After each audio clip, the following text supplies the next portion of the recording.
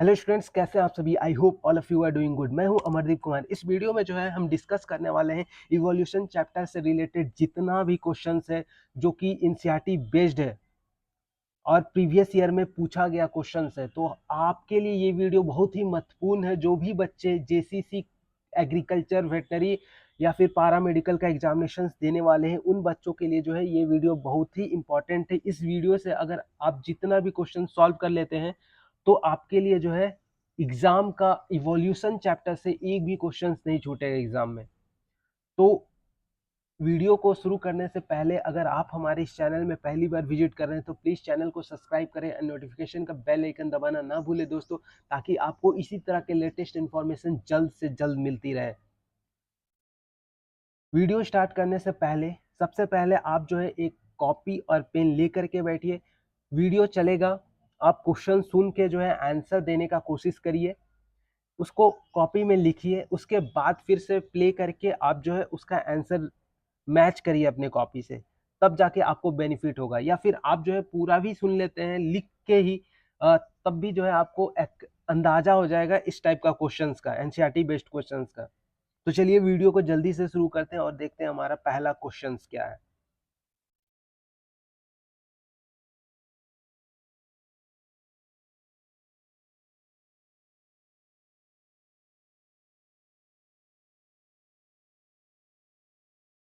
जो हमारा पहला क्वेश्चन है, evolution is defined as history of race. Option है आपका history of race, development of race, history and development of race with modification and progressive history of race. तो इसको option आपको दे रखा है, आपको आंसर जो है ऑप्शन आप लिख सकते हैं ए बी सी कॉपी में। समय जो है आपके पास कम रहेगा क्योंकि मेरे पास क्वेश्चंस का जो है एक मैराथन टाइप का सीरीज है कि एक भी क्वेश्चन इससे बाहर नहीं जाना चाहिए। तो सारा ही क्वेश्चंस कवर कर लिया हमने इवोल्यूशन का। तो आंसर का अगर हम बात करें तो इसका ऑप्शन थर्ड हो जाएगा। ठीक है, option third, history and development. Evolution आप देखे होंगे कि कैसे ऐप से आदमी ह्यूमन बीइंग का डेवलपमेंट होता है, मतलब मॉडिफिकेशन होते रहता है, उसमें चेंजेस आते रहती हैं। ठीक है, तो वही है, हिस्ट्री भी हम डिस्कस करते हैं, डेवलपमेंट भी ऑफ रेस विथ मॉडिफिकेशन। ठीक है, नेक्स्ट क्वेश्चन है आपका, basic unit of evolution is. ये बहुत ही इंपॉर्टेंट क्वेश्चन है, इसको आप स्टार मार्क दे के नोट करिएगा। स्पीसीज, पॉपुलेशन, इंडिविजुअल या फिर म्यूटेशन। तो इसका सही आंसर है स्टूडेंट्स पॉपुलेशन, क्योंकि इवोल्यूशन का बेसिक यूनिट होता है पॉपुलेशन। ठीक है, अब हम कुछ क्वेश्चंस ओरिजिन ऑफ लाइफ से डिस्कस करेंगे। ठीक है, कि कब क्या ओरिजिन हुआ था। नेक्स्ट क्वेश्चन है आपका, origin of earth date back to 10,000 से 15 मिलियन ईयर अगो, 4,000 से 4,600 मिलियन ईयर अगो, 500 से 1,000 मिलियन अगो, 2,000 से 3,000 मिलियन ईयर अगो। इसका ऑप्शन है, आपको आंसर कमेंट में भी कर सकते हैं या फिर आप जो है कॉपी में भी लिख सकते हैं।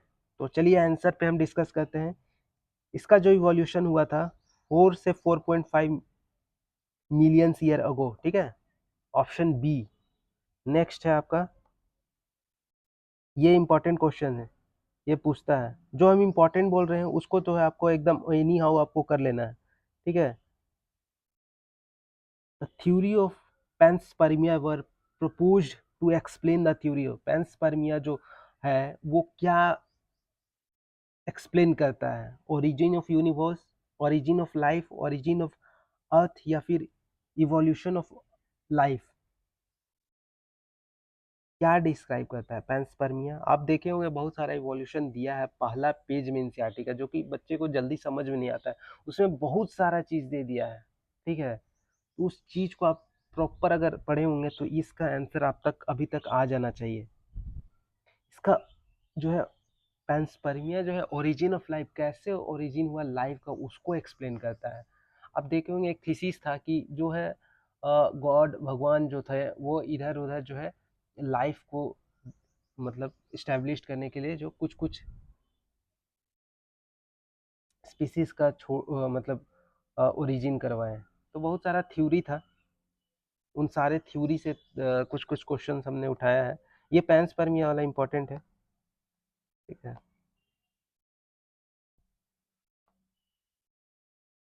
नेक्स्ट है आपका evolutionary biology is the study of civilization, history of life forms of earth, Hardy Weinberg equilibrium या फिर रिप्रोडक्टिव सक्सेस क्या है? इवोल्यूशनरी बायोलॉजी, इवोल्यूशन से आप क्या समझते हैं? एक तरह का हिस्ट्री जो मैंने पहले बात किया, डेवलपमेंट, तो वही है आपका।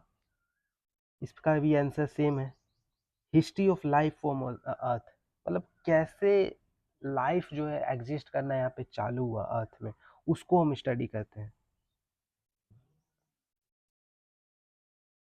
नेक्स्ट क्वेश्चन है आपका, who finally refuted the theory of spontaneous generation? ये बहुत इंपॉर्टेंट क्वेश्चन है, वीवीआई।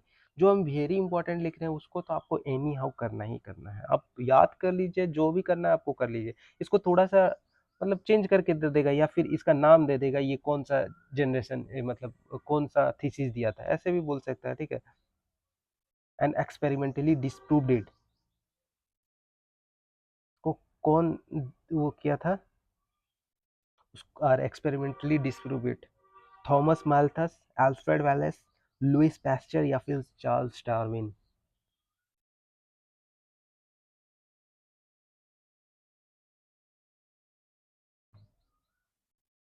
तो इसका सही आंसर है दोस्तों लुइस पेस्चर। एक डायग्राम एनसीईआरटी में अगर आप देखे होंगे तो उस डायग्राम को जरूर से जरूर देखिएगा, ठीक है। उस डायग्राम में दिया हुआ है इसका चीज एनसीईआरटी में।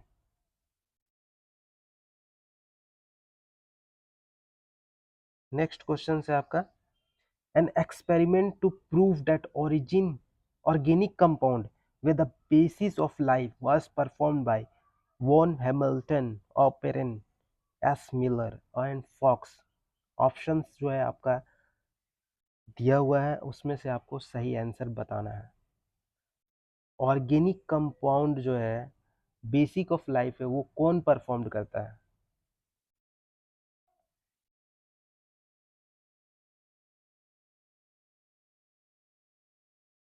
तो इसका सही आंसर है एस मिलर का जो एक एक्सपेरिमेंट था, वहाँ पे दे रखा है कि NH3 अमोनिया फिर CO2 ये सब मिलके क्या क्या परफॉर्म किया था, प्रोटीन कैसे बना था, फिर अमोनिया अमोनिया एसिड कैसे, ये सब आप देख सकते हैं उस एक्सपेरिमेंट में। मिलर का एक एक्सपेरिमेंट है वो, अब अगर हमें डिस्क्राइब करने लगूँ तो ज़्यादा समय लग जाएगा, क्वेश्चन हमारे पास बहुत है। तो एज सच हम मान के चल रहे हैं कि आप 12th पढ़ के आए हैं, आपको सिर्फ क्वेश्चन जो है आप सॉल्व कर रहे हैं, ठीक है। इसको अब देखिएगा, जो जो मैं चीज़ बता रहा हूँ खुद से भी एक बार कोशिश करिएगा, ठीक है। नेक्स्ट क्वेश्चन है, Russian scientist who propose the theory of origin of life was, theory of life कौन प्रपोज किया था? Oparin, option B Haldane, option third Miller या फिर option D none of this? तो इसका सही आंसर है स्टूडेंट्स, ऑपरेन जो था थ्योरी ऑफ लाइफ को डिस्क्राइब किया था, रशियन साइंटिस्ट था, ठीक है।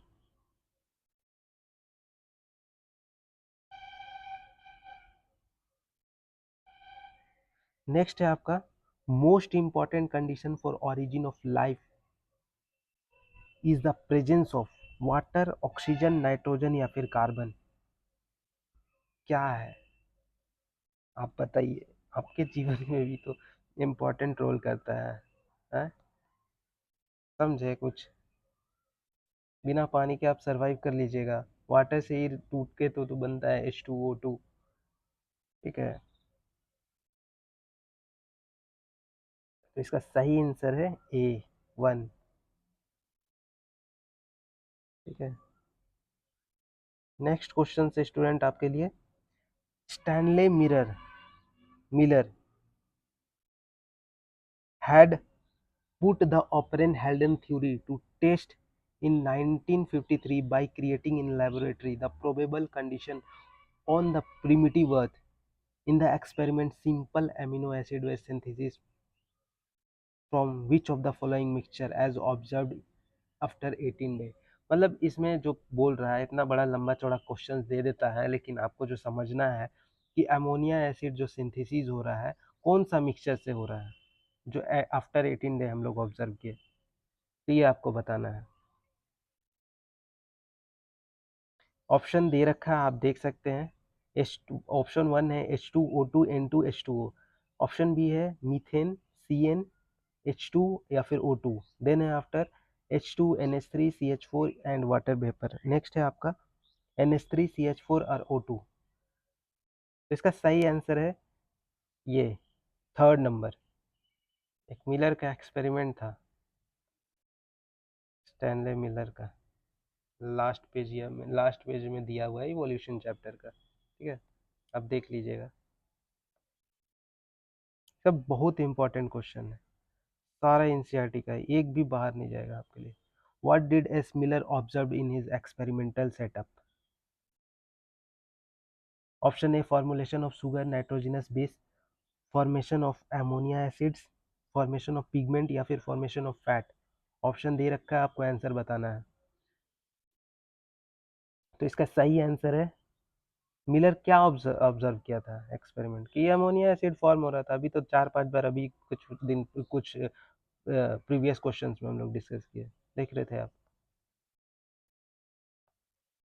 Evolution of life forms and theory, इस टॉपिक पे जो है अब क्वेश्चंस रहेगा, तो हम टॉपिक वाइज भी आपका दिखा दे रहे हैं कि किस टॉपिक से कितने क्वेश्चंस, लगभग कैसे क्वेश्चंस बन रहे हैं, तो इससे आपको अंदाजा लगा लेना चाहिए, ठीक है। ये नहीं कि पूरा चैप्टर का इधर उधर कर दिए, ठीक है, लाइन टू लाइन चल रहे हैं। विच of the following scientist believe in the concept of natural selection like Darwin?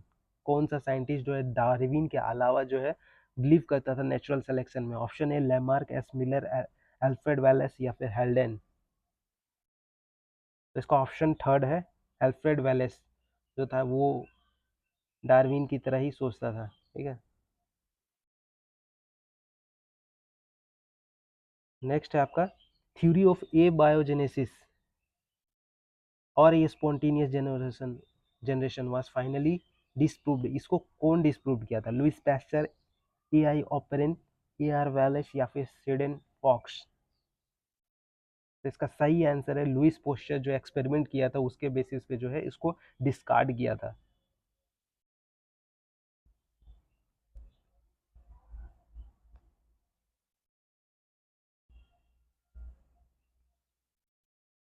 Next question है आपका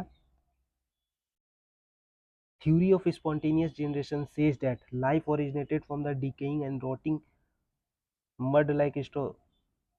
तो ये देख लीजिएगा, ये अंडरलाइन किया जो है हमने वो एनसीईआरटी में उठा के दिया हुआ है कि नहीं, ठीक है।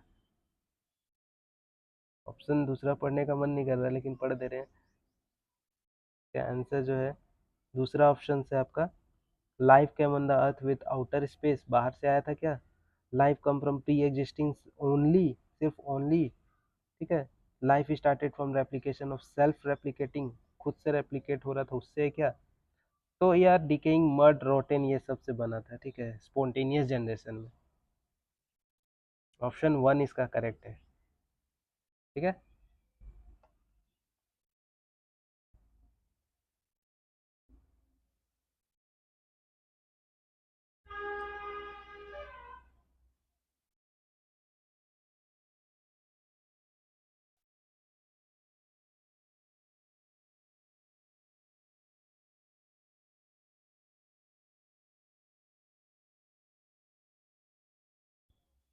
Louis Pasteur, by carefully experimentation demonstrated, says that phenomenon of chemical evolution.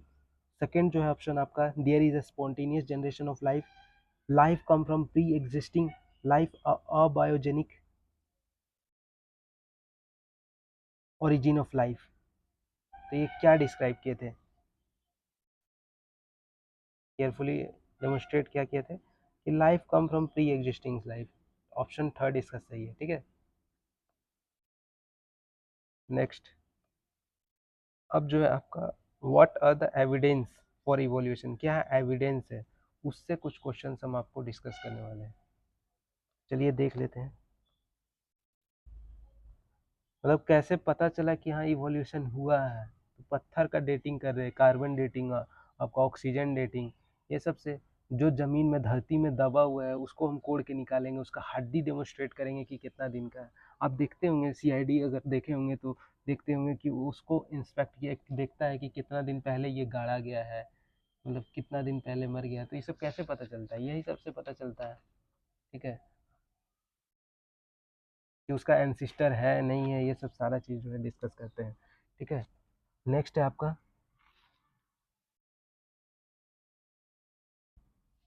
The paleontological evidences are obtained from homologous structure, analogous structure, fossil या फिर लाइकेंस।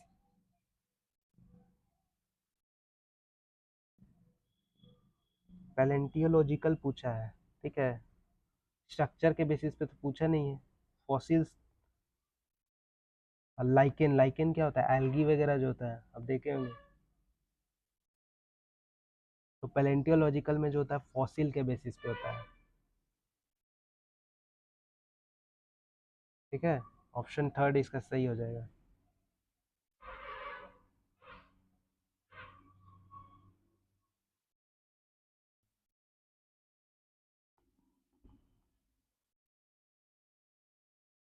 अब ये बहुत इंपॉर्टेंट है आपके लिए,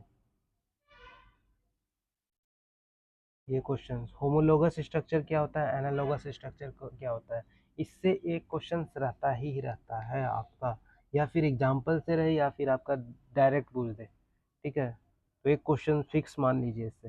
होमोलोगस स्ट्रक्चर क्या है, एनाटॉमिकली डिफरेंट होता है, functionally different, evolve but different ancestor, functionally same, anatomically same, अंदर का सेम है बट परफॉर्म करता है डिफरेंट फंक्शन।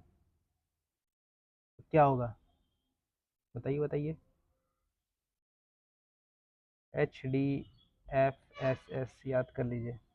होमोलोगस में डिफरेंट फंक्शन होता है बट स्ट्रक्चर सेम होता है।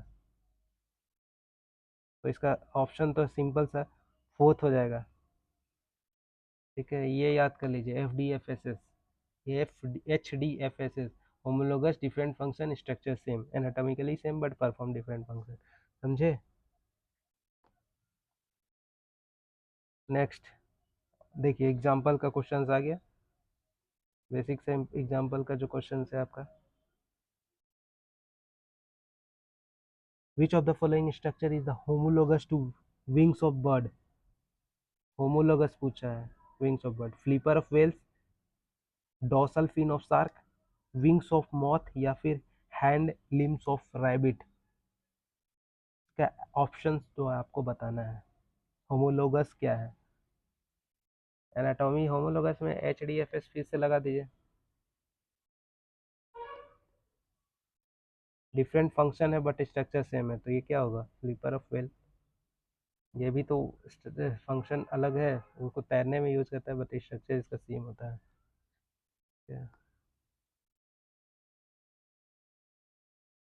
नेक्स्ट क्वेश्चन है, fore limb of cat lizard used in the walking, fore limbs of whale used in swimming, fore limbs of bat used in आधा example of, मतलब ये बता रहा है कि इसका एग्जाम्पल है आपको, एनालॉगस, एडेप्टिव रेडिएशन, होमोलोगस या फिर कन्वर्जेंट इवोल्यूशन।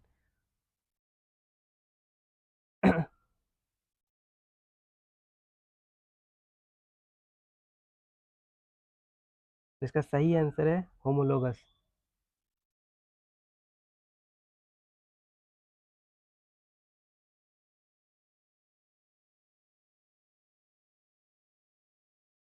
ठीक है, नेक्स्ट एनालॉगस,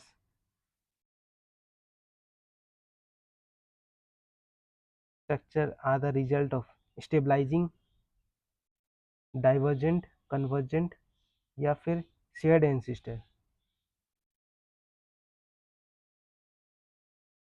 तो ये जो है एनालॉगस का ऑप्शन दे दिए थे, कन्वर्जेंट होता है थर्ड, ये कन्वर्ज करता है। ठीक है, का फंक्शन जब HDFS जब आप कर दिए, HDFSS कर दिए, डिफरेंट फंक्शन है, बट इसमें क्या है, कन्वर्ज करता है, फंक्शन सेम हो जाता है, ठीक है, स्ट्रक्चर डिफरेंट होता है इसमें। अब देख लीजिए, एनालॉगस का एग्जांपल बताना है, wings of bat, wings of pigeon, wings of prawn, lungs of man, thorns of bougainvillea and thorns on tendril, flippers of dolphin और लेग्स। इसका ऑप्शंस क्या हो जाएगा? तो इसका सही आंसर है जो आपका gills of prawn and lungs of man. Next questions की ओर अगर हम बढ़ते हैं, इससे पहले इसका कुछ और एनसीईआरटी का एग्जांपल है, वो भी आप देख लीजिए, वो भी कभी कभी पूछता है। जैसे कि आपका विंग्स ऑफ इस पे भी हम लेटर ऑन क्वेश्चंस बनाया, बट ऐसे आप एक बार देख लीजिए, wings of butterfly and birds look alike, same दिखता है बट उसका जो स्ट्रक्चर होता है वो डिफरेंट होता है, ठीक है। नेक्स्ट है eyes of octopus and mammals and flipper of penguin and dolphin, ये सब जो होता है। फिर आपका स्वीट पोटैटो का एग्जांपल पूछता है, स्वीट पोटैटो जी जो कि क्या है, रूट का मॉडिफिकेशन है, और आपका पोटैटो जो है क्या है, बोलिए, स्टेम मॉडिफिकेशन है, स्टेम मॉडिफिकेशन है, ठीक है। तो ये सब क्वेश्चंस का जो कुछ एग्जांपल्स है वो देख लीजिएगा। नेक्स्ट क्वेश्चन है हमारा,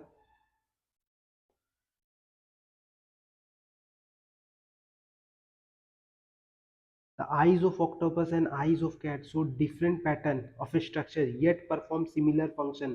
This is an example of option A, homologous organ that have evolved due to divergent evolution, analogous organ that have evolved due to convergent evolution, analogous organ have evolved due to divergent evolution, या फिर homologous organ that have evolved due to convergent evolution। तो option जो है आपको दे रखा है, answer आपको बताना है। आईज ऑफ ऑक्टोपस, ये एनसीईआरटी में दे रखा है, आईज ऑफ कैट। चलिए मैं ही बता देता हूँ, इसका सही आंसर है, ये एक तरह का एनालॉगस ऑर्गन है that have evolve due to convergent evolution, ठीक है। Next, the process by which organism with different evolutionary history evolve similar phenotypic adaptation in response to common environmental challenge is called, एक process है जिसमें organism का different evolutional history similar to phenotypic adaptation, morphological जो adaptation होता है in response to common environmental challenge के साथ change होता है। तो ये क्या होगा, मतलब आप कहीं गए, आप ठंडा का वातावरण में गए, तो उसके हिसाब से आपका जो है सारा जो चेंज होना चाहिए, आप इवॉल्व हो गए कि आप कुछ समय बाद वहाँ पे स्टेबल हो गए, तुरंत जाके जो है एकदम तुरंत रहने में आपको दिक्कत होता होगा, वो कांपते होंगे, ठंडा ठंडा ठंडा कुल कुल, फिर उसके बाद धीरे धीरे अडेप्ट कर लेते हैं, तो क्या होता है?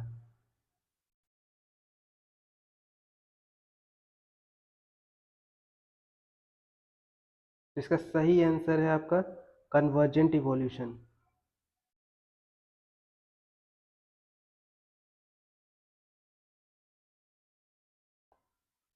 Next, what is adaptive radiation, ये बहुत ही इंपॉर्टेंट है, adaptive radiation.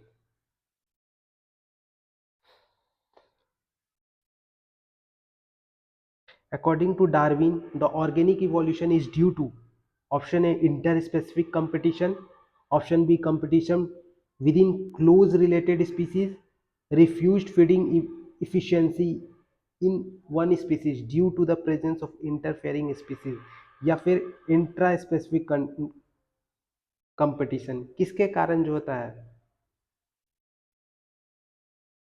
According to Darwin organic evolution क्यों होता है? इंटर स्पेसिफिक कंपटीशन के कारण, या फिर क्लोज रिलेटिव उसमें कंपटीशन होता है, या फिर रिड्यूस करता है फीडिंग इफिशिएंसी, एक स्पीसीज कम खाने लगता है उसके कारण जो होता है, या फिर इंट्रा अलग स्पीसीज का कंपटीशन के कारण।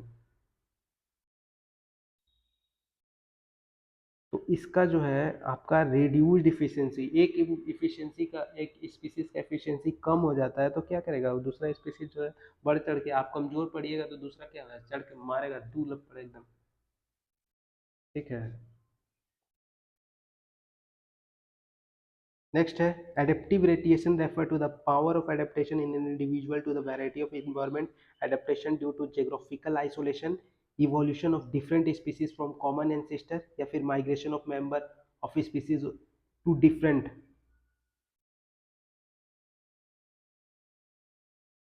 इसका आंसर हो जाएगा third, evolution of different species from common ancestor. ठीक है। नेक्स्ट, डार्विन फिंचेस किसका एग्जाम्पल आपको बताना है? Convergent evolution, industrial melanism, connective link, या फिर एडेप्टिव रेडिएशन।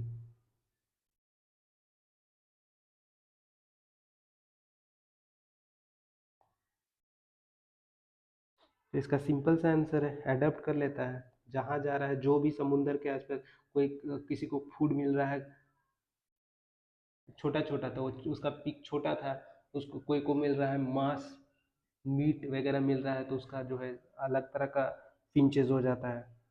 तो वही मतलब डिफरेंट फूड हैबिट के कारण डिफरेंट वो हो जा रहा है, तो अडेप्ट कर ले रहा है वो। ठीक है। Next question, when two species different genealogy come to resemble each other as a result adaptation of phenomenon is termed as?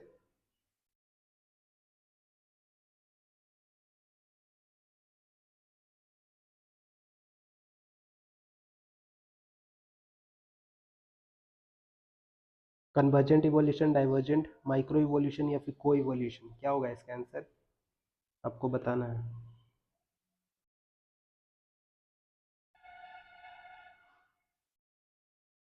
इसका सही आंसर है कन्वर्जेंट इवोल्यूशन। ठीक है।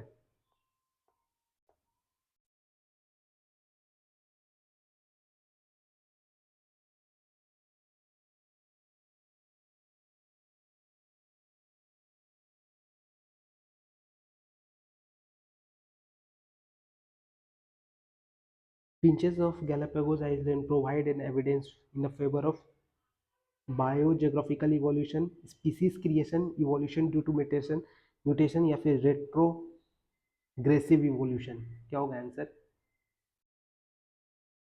ऑप्शन ए होगा, जियोग्राफिकल इवोल्यूशन हो जाता है, बायो जियोग्राफिकल इवोल्यूशन हो जा रहा है आपका। ठीक है।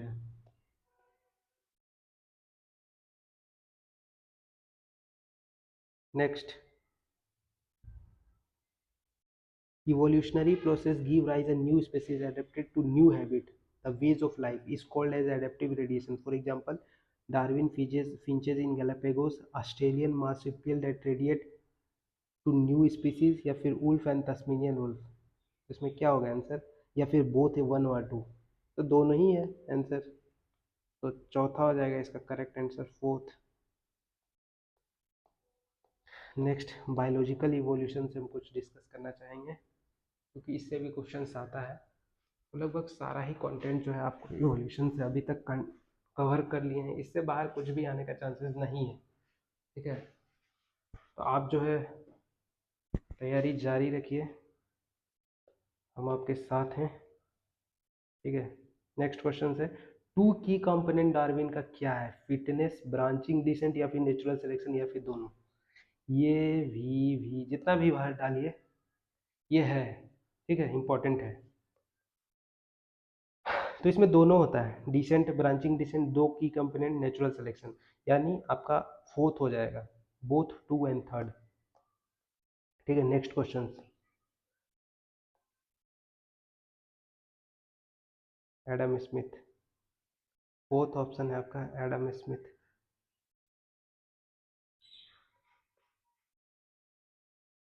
The concept of population trend increase geometrical while food supply increase arithmetical are put forwarded by Thomas Malthus, Charles Darwin, Stuart mills, या फिर एडम स्मिथ। अगर हम खाना दे दे तो पॉपुलेशन कैसे बढ़ेगा, एकदम बढ़ता चला जा रहा, बढ़ता जा रहा है एथमेटिक वो रेशियो से, वो कौन लाया था?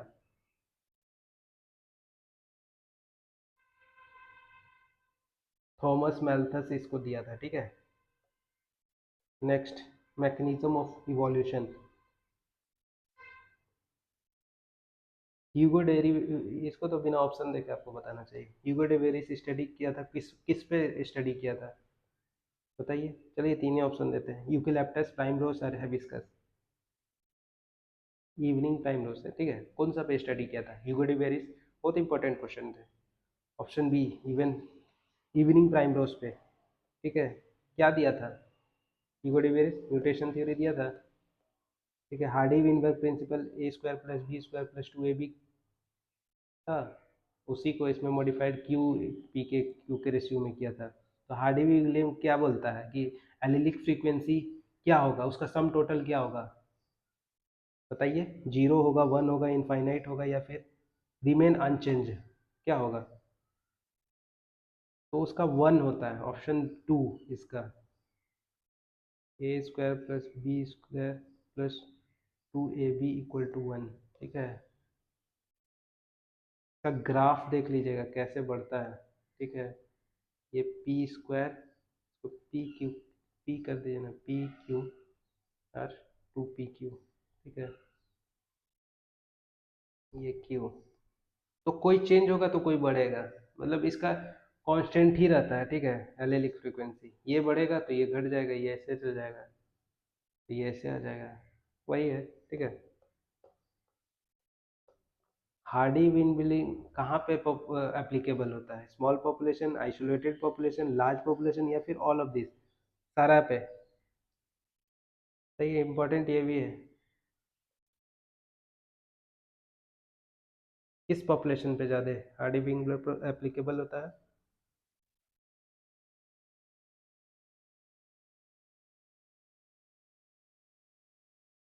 लार्ज पॉपुलेशन पे, ठीक है। स्मॉल पे नहीं होता है। बहुत अच्छे स्मॉल सोच रहे थे। हार्डी विलबर इक्वेशन, यार थोड़ा सा लाइन गड़बड़ा गया, ठीक है।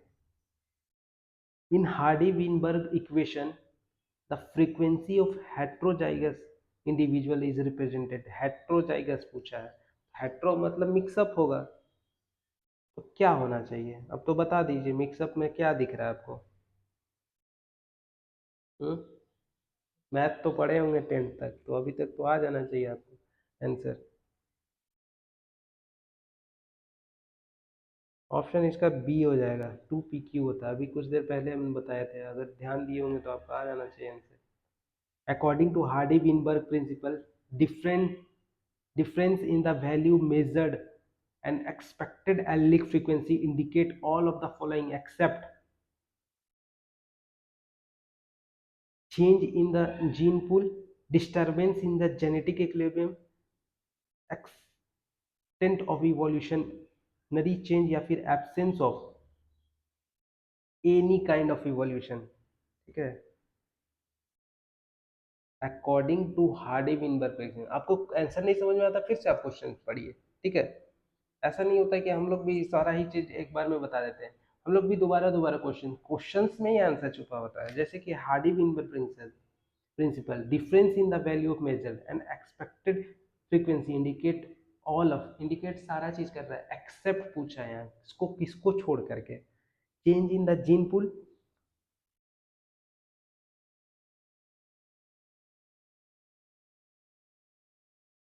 डिस्टर्बेंस इन जेनेटिक, ये तो होता ही है, डिस्टर्बेंस भी होता है, एक्सटेंट ऑफ इवोल्यूशनरी चेंज ये भी होता है, absence of any kind of, भाई ये कैसे नहीं होगा? तो ऑप्शन इसका आपका सही है, ये है, ये होना चाहिए, ठीक है। एब्सेंस नहीं होता, प्रेजेंस होता है, तो एक्सेप्ट में ये हो गया, ठीक है, option four. Next, the diversity in the types of beaks of finches adapted to different feeding habitat on Galapagos Island observed by Darwin provide the evidence of, किसका evidence provide कर रहा है? Inter specific competition, intra specific, inter origin of species by natural selection, या फिर intra variation? किसके कारण हो रहा है, क्या चीज का एविडेंस वो कर रहा है बताइए।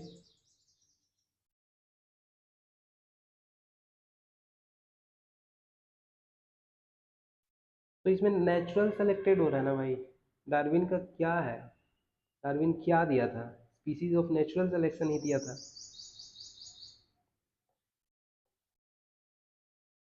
Hardy Weinberg equilibrium is not affected by which of the following factor, किससे अफेक्ट नहीं होता है Hardy Weinberg principle. Option A random mating, B genetic recombination by gametogenesis natural selection, या फिर वेरिएशन ड्यू टू म्यूटेशन, किसके कारण नहीं होता है। तो फैक्टर जो है रैंडम मैटिंग करने से क्या पॉपुलेशन चेंजेस अफेक्ट होगा, हार्डी विनबर्ग ऐसा कुछ नहीं बोल के रखा है, ठीक है, इसमें नहीं होता है। नेचुरल सिलेक्शन से तो होता है, जेनेटिक रिकॉम्बिनेशन से भी होता है, जेनेटिक कॉम्बाइन करेंगे तो कुछ तो अलग होगा ना भाई, वेरिएशन म्यूटेशन अगर होगा सडन इनहेरिटेबल चेंज तो उसमें भी होगा, ठीक है। नेक्स्ट क्वेश्चन है natural selection in which more individual acquire peripheral character value at both end of the distribution curve, ये जो अभी कर्व का हम बात किए थे, natural selection in which more individual acquire peripheral character value at both end of the distribution curve, क्या होता है वो, क्या शो करता है, स्टेबलाइज, डिसरप्शन, डायरेक्शनल, या फिर curve never show formation of two peaks. इसका ये होगा डिसरप्टिव नेचुरल सिलेक्शन होता है यहाँ पे, ठीक है, घट भी सकता है बढ़ भी सकता है। जेनेटिक डिफ्ट जो होता है ऑपरेट होता है small isolated population, large isolated population, non reproductive population, या फिर स्लो रिप्रोडक्टिव पॉपुलेशन, किसमें होता है।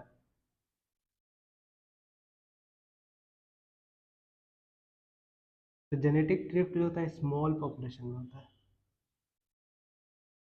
अगर यहाँ पे छोटा सा पॉपुलेशन है मेजर रोल फैक्टर कर रहा है, हम उसी को हटा देंगे तो दिक्कत तो होगा ही ना, वही चीज़ है।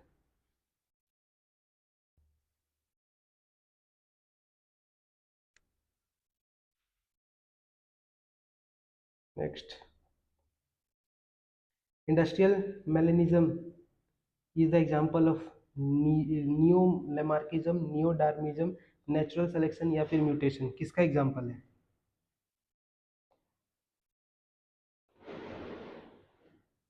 इंडस्ट्रियल मेलेनिज्म डार्विन सिलेक्शन का है। देखते हुए कुछ कीड़ा जो है कम हो जा रहा था इंडस्ट्री के कारण, उसमें जो कार्बन, तो वो पक्षी जो खाने वाला इसका प्रेडेटर है वो कैच कर ले रहा था, तो क्या हुआ उसका पॉपुलेशन घट जा रहा था, तो क्या हुआ अब उसमें चेंज हुआ इंडस्ट्रियल मेलेनिज्म के कारण। अब जो वाइट वाला था पेड़ पेड़ का कलर डार्क हो गया तो वाइट वाला दिखने लगा, तो वही है, इसको इस थीसिस को एक बार पढ़ लीजिएगा।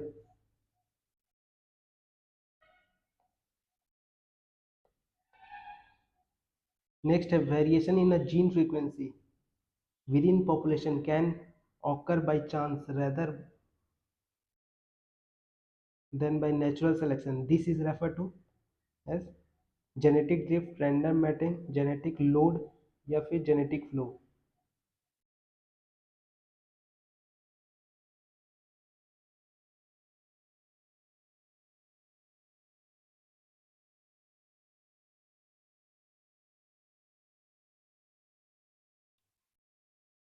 तो इसका सही आंसर स्टूडेंट आपका जेनेटिक ड्रिफ्ट के कारण आता है, ठीक है।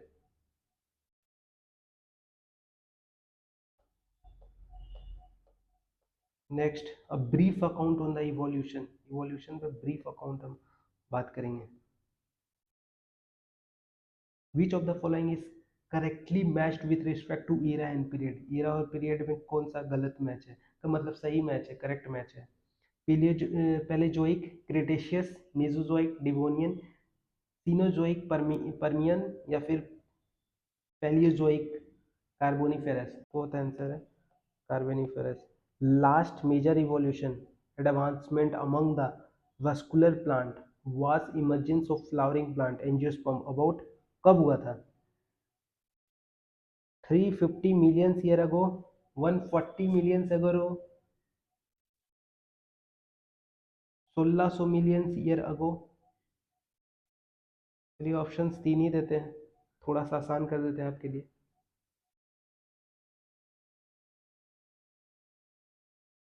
तो 140 मिलियन ईयर अगो में जो है इसका आया था, इमरजेंस हुआ था। नेक्स्ट है, which one of the following is incorrectly match? Devonian period age of fish को कहते हैं, कार्बोनिफेरस एज ऑफ एम्फीबियंस को कहते हैं, ओडोवेशियन पीरियड एज ऑफ वर्टिब्रेट, ये इंपॉर्टेंट है।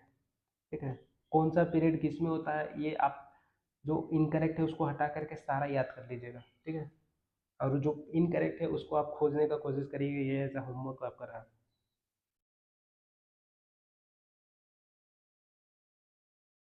ठीक है, या फिर क्रिटेशियस एज ऑफ रेप्टाइल्स।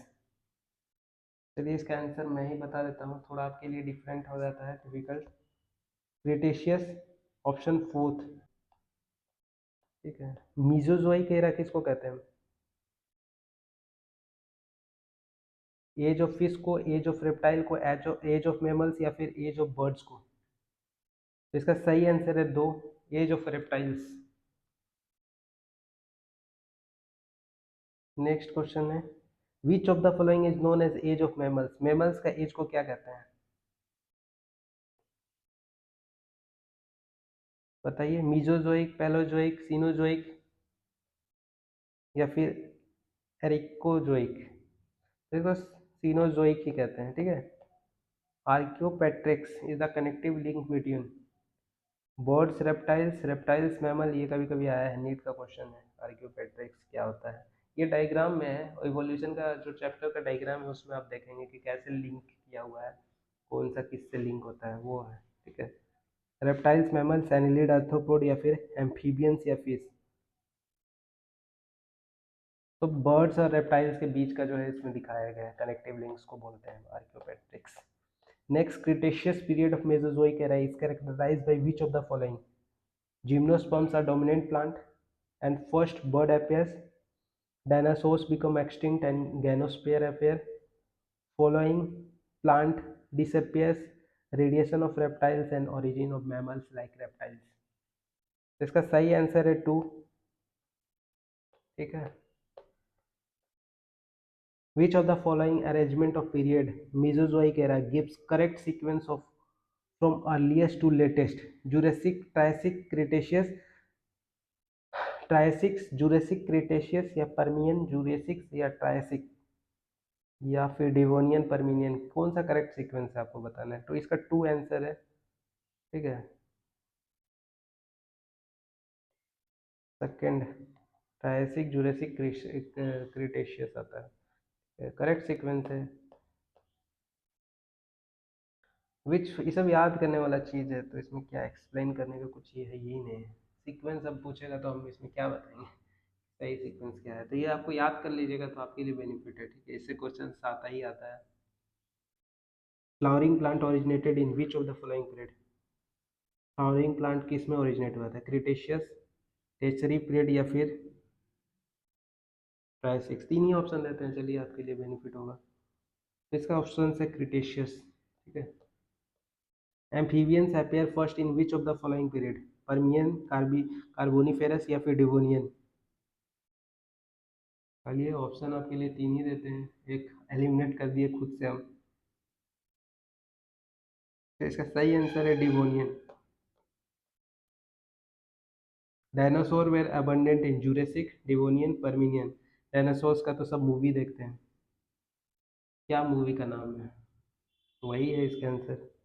ठीक है, नेक्स्ट है, fossil of Archaeopteryx were found from Jurassic rock, Triassic rock, Cretaceous rock, क्या, या फिर सिनोजोइक रॉक? तो इसका क्रिटेशियस रॉक्स में पाया गया था। ठीक है, evidence, origin and evolution of man. अब इवोल्यूशन ऑफ मैन कैसे हुआ, इससे लगभग 10 क्वेश्चंस मैं करूंगा। ठीक है, उसके बाद इस कंटेंट को एंड किया जाएगा। क्रोनोलॉजिकल ऑर्डर, ये तो आपको बताना चाहिए, आपका इवोल्यूशन कैसे हुआ है, कैसे आप मंकी से जो है एनिमल की तरह, मैमल्स की तरह बढ़े, आप बताइए। ऑस्ट्रोपिथिकस, रामापिथिकस, होमो एविलिस या होमो इरेक्टस? ऑप्शन दिया हुआ है, इस पे पढ़ के आप जो है आंसर करिए।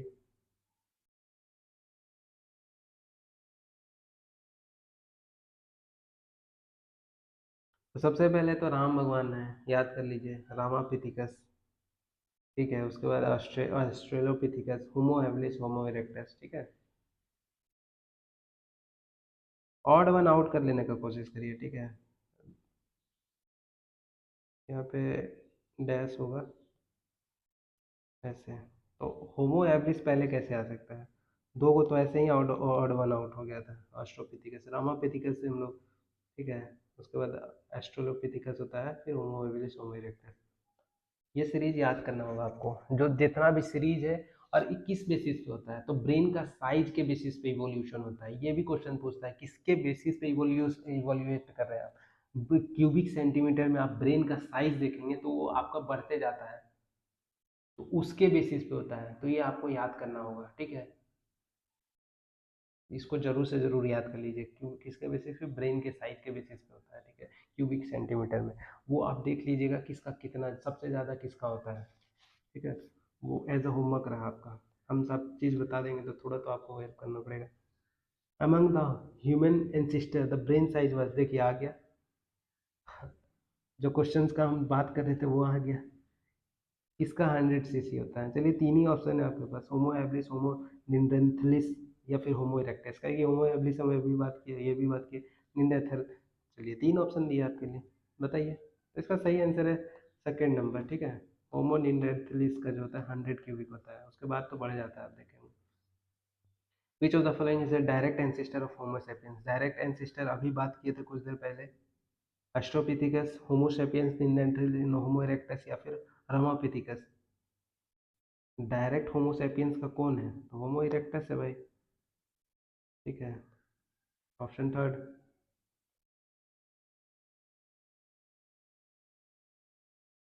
विच one of the following statement is correct?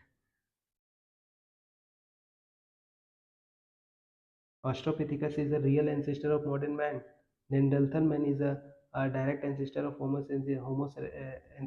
erectus is the ancestor of man। तो करेक्ट तो अभी जस्ट एज पहले भी बता दिए, जस्ट पहले। तो इसका तो आंसर थर्ड हो जाएगा, मतलब आंसर तो पहले ही बता दिए थे। ये देखिए, होमो सेपियंस का यहाँ करेक्ट पूछा है सेंटेंस, बात तो वही हुआ ना। Ancestor of man who used hide to protect their body. अपना बॉडी में कौन कपड़ा लत्ता पहनने लगा, मतलब पत्ता वत्ता लेके पहनने लगा?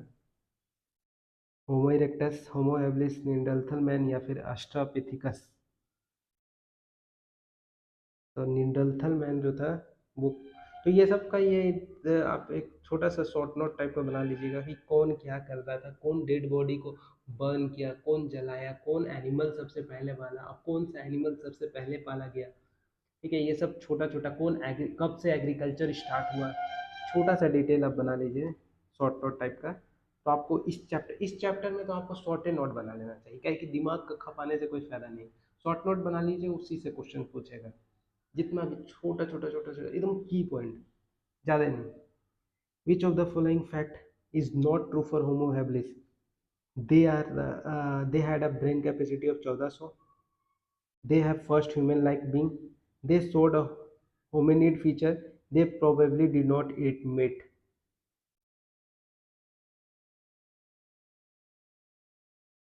इसका सही आंसर क्या है? Brain capacity one.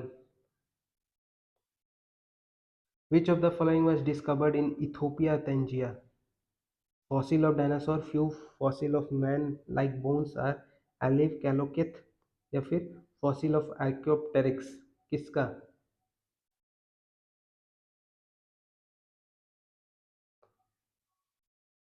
फोर्थ है आपका fossil of Archaeopteryx.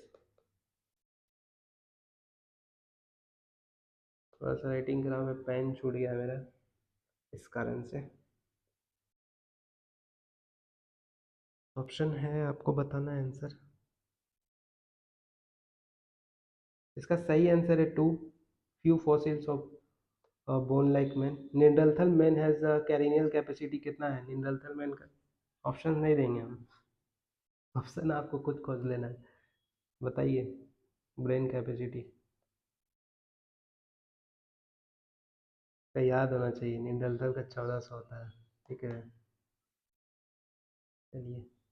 एस्ट्रोपिथिशियंस probably lived in, कहाँ रहते हैं? East African grassland, West African grassland, North American या फिर साउथ अमेरिकन ग्रासलैंड? इसका सही ऑप्शन है वन।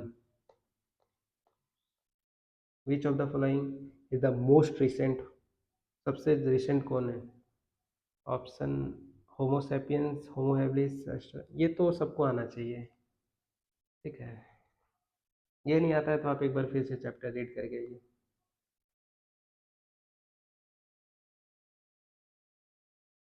होमोसेपियंस, थैंक यू, इसका इंतजार कर रहे होंगे आप सभी। एक दिल, दो दिन, तीन दिल, ठीक है। बहुत बहुत धन्यवाद, हमारे साथ अंत तक बने रहिए, आपका बेनिफिट होगा अगर आप पूरा क्वेश्चंस करके जाते हैं तो। और वीडियो अच्छा लगा हो तो प्लीज़ वीडियो को लाइक करें, शेयर करें, सब्सक्राइब करें। Thank you.